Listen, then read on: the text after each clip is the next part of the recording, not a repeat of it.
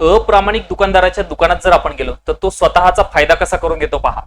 एक बैमान दुकानदार 1 लिटर रॉकेल देताना 75 ml रॉकेल कमी देतो, तर त्याला होणारा शेकडा नफा किती असं आपल्याला विचारलंय.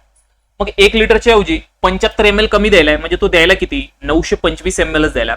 याचा अर्थ 925 ml वर त्याचा फायदा किती व्हायला 75 ml चा फायदा व्हायला, आणि तोच फायदा आपल्याला पर्सेंटेज मध्ये काढायचा आहे, म्हणून गुणिले किती करायचे 100 करायचे. काटाकाटी करणं चालू करूयात, काटाकाटी जमली पाहिजे. 25 त्रिक 75, 25 ने जर 925 ला भाग दिला तर 37 चा भाग जातो. 100 गुणिले 3 जर केलं तर 300 होतात, आणि 300 ला जर आपण 37 ने भाग दिला राजांनो, तर आपल्याला भागाकार करता आला पाहिजे. 37 8 296 होत असतात.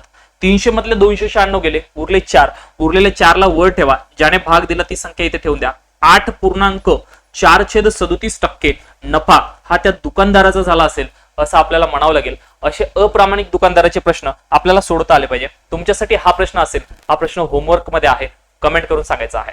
जय हिंद सर्वांना.